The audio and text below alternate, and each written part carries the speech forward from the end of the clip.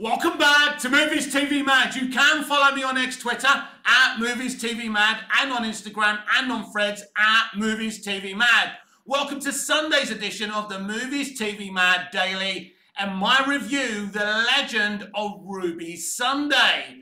So what did you make of this episode? Comments down below. This is the penultimate episode of the season 1, season 14.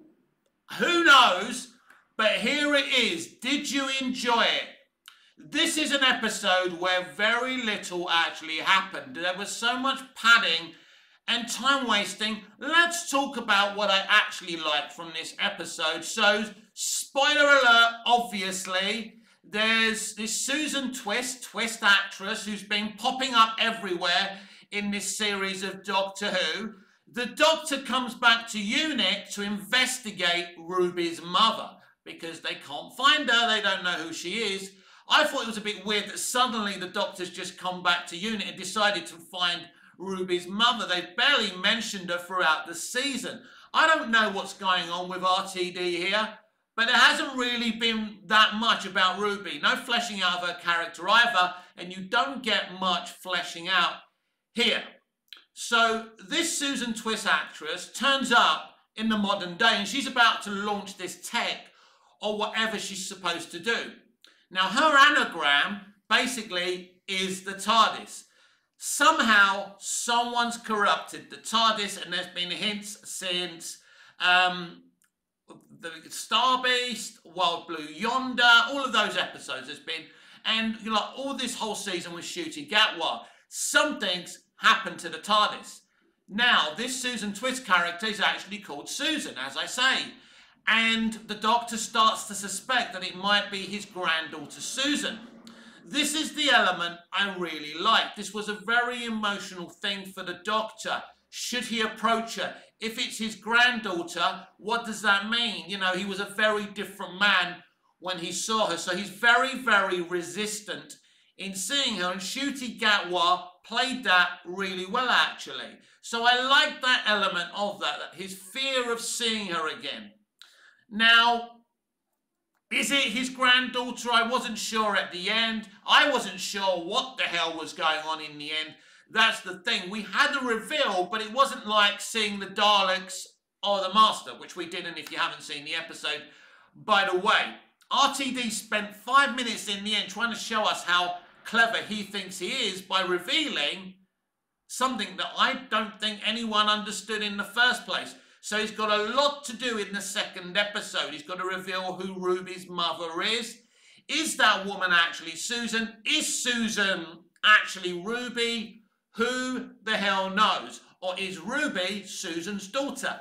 There's some kind of Susan connection, you would hope. And you would think Susan is probably the most important character to the Doctor. All the people he's travelled with. You know, he was a very, very different man when he was the first Doctor.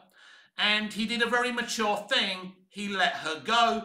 But he surely missed her all that time. Bonnie Langford was very good in this episode as Mel. I love the Lethbridge Stewart lady. The actress is fantastic. Her dynamic with Ncuti's Doctor is also very good and highly emotional. But what I didn't really like about this episode was that it's all padding and it's all filler. That's really what you get. Also, we've got this Morris character who's supposed to be a 13-year-old boy. I liked him. I thought he was all right. I think he's an interesting idea, and I hope we see more of him. I didn't have a problem with him. We had Yasmin Finney back as Donna's daughter. Oddly, the Doctor doesn't even ask her about the other Doctor. You know, how is he? What's he been doing? Which is a bit strange. But anyway, that's just a little nitpick. But as usual, we've got all these different demographics at UNIT, but we don't, like, for example, with Donna's daughter, she's just there. She barely speaks. But, you know, what I would say something else positive about the episode, for the first time since RTD has returned, for the first time in RTD2, this episode is trying to be Doctor Who. It's trying to have an intriguing mystery. And, you know, we see some kind of creature in the end. So at the very least, it gets you intrigued. But it is an episode full of padding and full of time wasting. There's no question about that. And the reality is this, that we didn't need a two-parter of this. That's obvious by just looking at this episode. There was no need. So they go into a time window at UNIT, and using the VHS tape of that night where Ruby was dumped by her mother, they, you know, reset up. It's 2004. I thought we were actually going to go into 2004, as we were talking about in the previous video, in my preview for The Legend of Ruby Sunday, but we didn't explore 2004. We just explored that moment, and they cannot see Ruby's mother's face. Now, Ruby's adopted mother decided that she wanted to go down UNIT as well, because Yasmin Finney's character, Donna's daughter, was saying, yeah, my mum's involved. Well, if your mum's involved, I'm going to be involved. It was a bit pointless. What was the point of involving her in the first place? So basically, they get the Anita Dobson mystery character to look after the adopted mother's mother. Anyway, a storm begins, and the woman goes, can I have a cup of tea? And she goes, well, we all want stuff that we can't have, dear. So Anita's playing this mysterious character.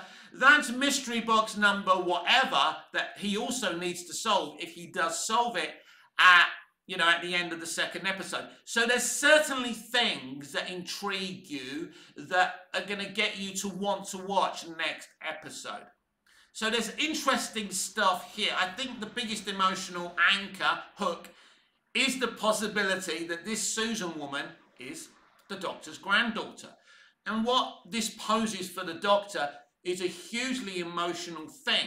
Now, I don't know. Look, I think that we should have seen Susan in New Who years ago. So it is interesting. Will we get a cameo from the original actress, whose name escapes me right now, who played Susan? But there's no question about it. That's the most kind of important character to the Doctor, because it's his flesh and blood. They also have this weird explanation that just because he's got a granddaughter doesn't mean he's got children, because of being a Time Lord, and you can have one before the other. Now, in previous New Who episodes, the Doctor did tell Rose that he'd been married and he had children. So it's a bit weird. It's a bit weird. I didn't really get that. Was that a plot hole? Is it explainable? Again, in the comments down below, let me know. So I would say, I don't hate this episode totally. It does do some interesting things. But I think mostly it's an activity in time wasting and padding. And the reveal of the anagram in the end, the big reveal, takes so long. And again, he's ripping off things he's done before. He's recycling his stuff that he's done before. So, you know, it does feel like the reveal of the Master, Harold Saxon, when John Sims' Master was revealed. And that was huge and that was exciting. But it did feel that we were supposed to get this huge reveal. We got some kind of reveal, but I, for one, am totally lost. I don't know what that big dog thing was and what the creature was that Susan woman became. There's something surrounding the TARDIS. And it's obviously something to do with He Who Waits. But I have no idea who He Who Waits is. Excuse me.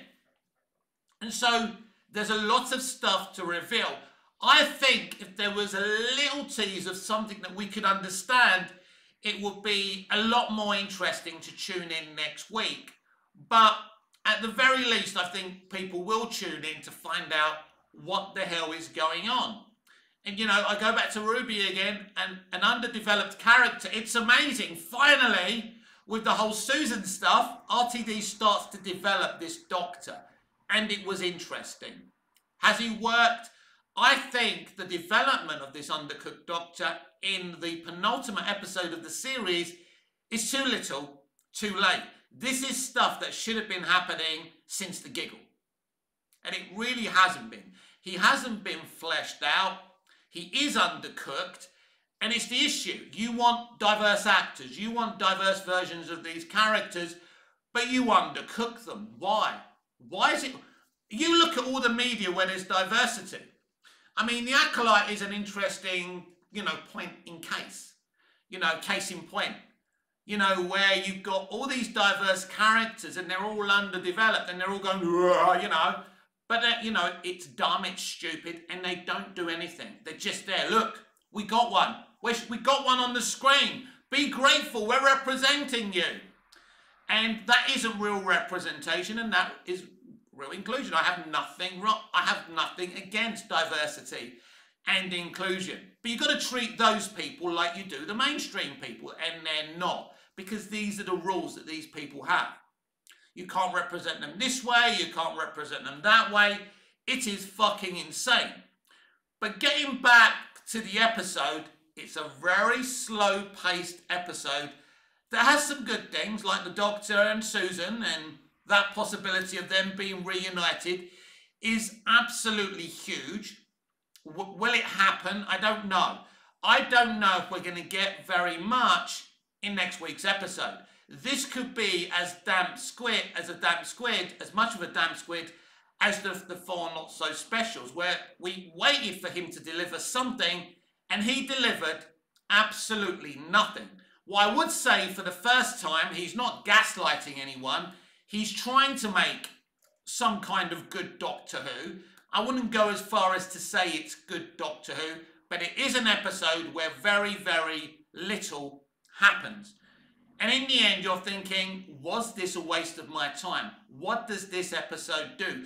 Do I care about Ruby Sunday? Do I care who her mother is? Will we care about her mother when it's revealed? And we got that moment where Ruby's mother, when the Doctor goes back to that moment when Ruby's dumped, is pointing to him. Now, this is very, very interesting. Why is she pointing to him? Is she pointing to him? Or is she actually just pointing to the TARDIS? Who knows? Is that Susan? Is that an older Ruby Sunday dropping herself? I don't know. I have no idea. At the end of the day, with a mystery box, the reveal of the mystery in the end has to be worth the viewer's time and effort. Because with mystery boxes, we sit there. Is it this? Is it that? And if you don't give something worthwhile back, then people are going to say, wow. It was a bit like, was it season 9 in the Moffat era, where we had all these big teasers about this mystery thing, and it came to nothing, and everyone was really, really angry, and I even forgot what that was all about.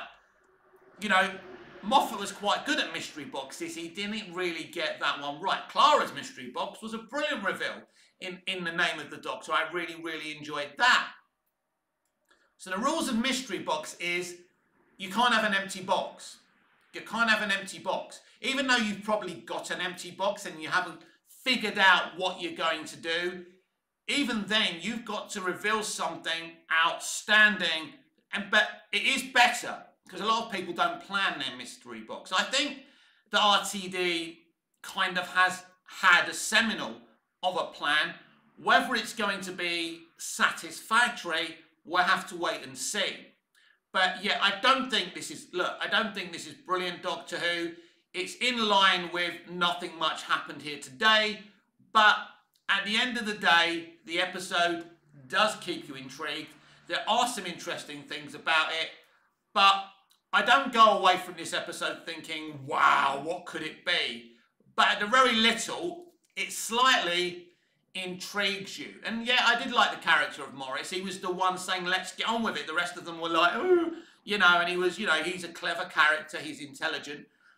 Again, I have nothing wrong. I don't have a problem with his inclusion. Why would I? There's no point. But do I think this is the best unit setup? No. But I did like the closeness of the relationship between Lethbridge Stewart, and because that's one of his closest friend's daughters, and now she's running unit. So, the Doctor needs that relationship, and she's been around since the Matt Smith era. And, she's brilliant. She is absolutely brilliant. And the moment when that Colonel dies, She looks at the Doctor like she blames him because it's kind of his fault. So there's a little chink in their relationship. I think she gets over it in the end. But yeah, hopefully that does get addressed. So that was an interesting moment. There are interesting things. There are interesting facets in this episode. I'm not just going to shit on this episode, but it was padding of the highest kind. It was time wasting of the highest kind. It's the typical first part of a two-parter where you can't reveal very much and it's difficult.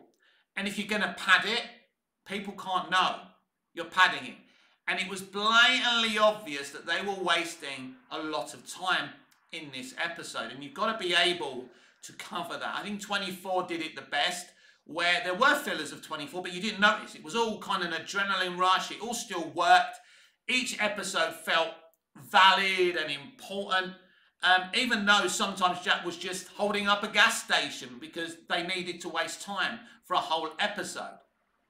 But, you know, this did feel like they were wasting time. It really did. And, you know, for me, you didn't need 2 parts of this. You know, you could have had another episode or cut the episode order down. People would be saying, no, Mick, there's not enough episodes as it is. Or is, you know, have we had good episodes to say that we want more? He's not even capable of doing 8 good episodes, let alone getting more. But, yeah, I don't, look, it's clear the man has run out of gas. It's clear that Russell T Davies, in terms of Doctor Who, has run out of energy. You know, everyone can see it. He said himself in an interview, no one will dare say no to him in terms of Doctor Who. And there is where the problem is, my friends, because no one's got the guts to say, RTD, this isn't great, mate. And you're just recycling your old work. The truth is, this episode proves, as I say, there are some good things there, but not enough. It's padding, it's a waste of time, and I don't expect huge reveals from the next episode. But we will see if it's been worth 8 episodes. Thankfully, this is all going to be over because it hasn't been the greatest experience in my Doctor viewing history, if I'm going to be at all honest. So, yeah, padding, time wasting, some good moments. Gatwa gets some good moments for sure. Ruby, Millie Gibson is robbed again with no character work whatsoever. She's still there. She's still the empty vase. And her companion has been a total waste of time. She's a total mystery box, but she isn't Clara Oswald mystery box, who was actually given an interesting mystery box. It's who's her mother. That's it. That's the work that was done on Ruby Sunday. Who's her mother? You know, Rose had a great mother and a great father, and they were interesting. Ruby's adopted mother isn't an interesting character. She's just there to tick another box. Now, she's a wonderful actor. I have no problem with the lady, but they didn't give her anything. They haven't. And then we got this ill mother in the bed. I suppose, you know, if they did anything with her, it would be interesting. But, you know, there's been a lack of character work in RTD2. With his doctor, with his companion, with her relatives. It hasn't worked. It's a man going through the motions. This is what this has been. And this episode is a great example of someone going through the motions. There's nothing new here. I mean, you know, I'm surprised they even mentioned Susan. They used Susan as an emotional anchor to develop Ncuti's Doctor, which I thought was great. And I think that, as I say, that element was brilliant because she is so important to him. And it's a big deal for him. And he doesn't know if he... It's not that he doesn't want to see her. He's scared to see her because he's done a lot of bad shit since they last met and she isn't going to approve. So I don't know if this now means that that can't be Susan. I don't know. Because she's not an evil character. That was obvious. So, and that moment when he introduces himself is huge and it's brilliant. And Ncuti did really well. We finally getting some Doctor moments like we used to under RTD and Moffat. Because we really haven't had many, or if any of them. You know, 2 episodes of Doctor Light. You know, 2 Doctor Light episodes. It's not good enough when you've got an 8-episode run RTD. But this is what happens when you don't know what to do. And it's been there from Starbeast. He doesn't know what to do. And, you know, he was talking about the ratings, and he admitted the ratings haven't been great, but young people have been watching Doctor Who. You're wrong, RTD. You're coping. No under 30s have come in. No new under 30s fans. The only under 30s people are the ones that maybe, you know, maybe grew up with the show or whatever it was, right? No one new that's young is coming into this show because you haven't given them a reason to. You know, with your ability to write great characters and great stories, you had an opportunity here. You know, talent doesn't just go away, everyone. It's like he's refusing to do something new, something interesting. He's refusing to create a better Doctor Who than Chibnall did because he doesn't want people saying, you see, this is what it's all about. And that's the problem. It's ego. It's loyalty to a man who did the wrong things when it came to Doctor Who. These are the problems, and they've been the problems since RTD has returned. And here's another problem. I hope season 2 or 15 or whatever they're going to be calling it has better episodes than what we saw this season. Because they've pretty much already done it. You can't go back and redo it. Well, they could do. I mean, it is a possibility. They do reshoots these days, don't they? Even with TV. So we'll see. Will Disney sign up for a 3rd year? That will be very, very interesting. Because, as I say, he's admitted the numbers haven't been great. And for good reason. You can't gaslight your customers. You can't put your customers on trial and call them phobes and ists and isms and expect them to hang around. You know, if you keep on kicking me in the cods, right, guess what's going to happen? It's going to hurt and I'm going to go away from your foot, right? It hurts. That's why I stopped watching Disney Star Wars, because it hurts. You're abusing something that I love, and for now I will stick with Doctor Who. I will most probably watch the Christmas episode, most probably watch season 2, and then we'll see what happens with a season 3. I would give this episode, it's so hot, everyone. It's already 41 Celsius here in Cyprus. Just to let you know of my sweaty, difficult, uncomfortable position. Well, I wanted to do this review for me and for you because I enjoy doing it. It's part of a routine. I would give this episode a 6 out of 10, and I think I'm being generous, for effort. For the Susan and the Doctor moments and bringing us back the memories of Susan. Susan is the most important companion, as I say. She's the man's, or she's their granddaughter, right? Don't want to offend anyone now, but, you know, she's the Doctor's granddaughter. So very important, and for the possibility of it being her, it's huge. Is it her? Are they going to bring back, you know, the original actress? What's going to happen? What's going on? Interesting when the Doctor had to explain to Ruby about regeneration.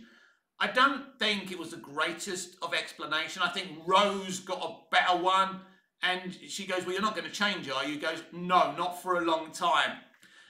That'll be interesting. Is there some foreshadowing there? What could happen? I think we definitely should watch next week just for intrigue level. You never know.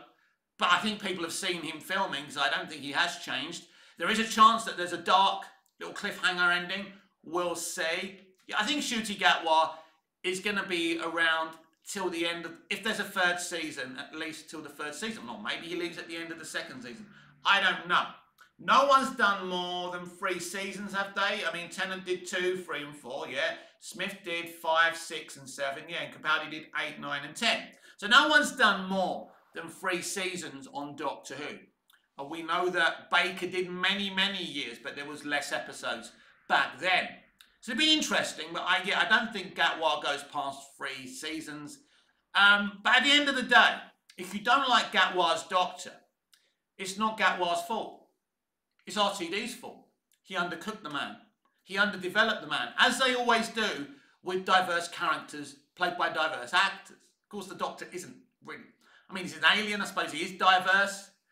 But, you know, you can't give a character anything if the person, the creative behind it, doesn't give you anything. Millie can't magic a personality for Ruby if it's not in the instructions. It's been difficult, I think, for Ncuti and Millie. And, you know, as an actor myself, they have my sympathy. It is very, very difficult to give something to a character that's not there. So, yeah. And as I say, RTD did start developing Ncuti's Doctor a bit in this recent penultimate episode of this series. The stuff with Susan was very powerful. It got to my heart. As a Doctor Who fan who loved Susan, there's some great moments there that really, really work. And what a shame we didn't get more of that. Maybe the Doctor regrets not checking in on Susan in The Devil's Cold when they were in that year of the pilot episode. So, yeah. So what do you think's going to happen here? Finally, before we sign off, we'll do another 5 minutes. So, A, Ruby's mother isn't her mother. Could be another version of Ruby. Who knows? It could be Susan Twist. Is Susan Twist playing Susan? Who knows? But I think all these explanations need to be huge. I think they need, because it's been it has been a horrific season in terms of creativity and ratings and gaslighting. So I do feel it's very, very important. These reveals next week work. At the very least, if we get a good end of season finale, you know, because I care about Doctor Who. I'm not one of these idiots who wants it to fail to say, see. Because despite people getting angry, there are racists and bigots. There's people who didn't want a female doctor. There's people who didn't want a black doctor. We know that. There's some Doctor Who fans who genuinely believe the Doctor should be British and white. And I don't hold those opinions when the character can regenerate into any humanoid. It's fine. I don't necessarily think they're bigoted. I think they're just stuck in their ways. So it's fine. But Ncuti Gatwa and Jodie Whittaker were never given a chance to shine. He started to shine in this episode. So we will see where we go from here. But yeah, it needs to be great. It needs to be a huge, it needs to be huge. It needs to be old school RTD. It really does. And if they can do that, if they can give us a great season finale, they've got a chance. The ratings for this episode is going to be interesting. I think fans know it's the next episode they all need to tune in for. But I don't think that, this is going to break records. I just saw a finale that I didn't understand. Now, I don't mind not understanding things. I don't think it makes me stupid. I didn't understand that villain. I don't recognise that villain. I didn't watch all of the classic era of Doctor Who. I don't know what's there. I don't know what's going on. We saw this devilish big doggy thing, and we saw Susan become a thing, and the TARDIS having a thing round it. So it's very intriguing, but I don't have a clue what it is. But the sin of this episode was the blatant time wasting. And as I say, it does come across as the big reveal for Sim's master. But this time you don't know what's going on. You don't know if that's Susan. You don't know who the hell Ruby's mother is. What's going on with Ruby? I think that's the least thing I care about, because Ruby herself hasn't been fleshed out enough. She's been so undercooked. She's a raw chicken that can give you food poisoning. Honestly, when Millie was cast, I was so excited because I thought, yeah, this is a good young actor. Loved her in Corrie, and I thought, what could possibly go wrong? It makes sense. She's the most, she's a young talent. It's going to be great. Some people complaining she was just going to be like Rose. She's not even like Rose. She doesn't have anything. She hasn't been given anything. She's been given a cardboard cutout of a mother. That weird grandma in the bed, right? Because she is weird. I know what they're trying to do, but it hasn't worked. So RTD's just done the same things. Human family, keep on going back to Earth, boring. Because I think Doctor Who does need to be different. We do need to do a travel or die series. RTD doesn't like that. I don't think we need to be going back to Earth all the time. It would be nice to have a season that just goes to different times and different planets. how many different planets did we actually go to since RTD2 has returned? Since RTD has returned? Not very many.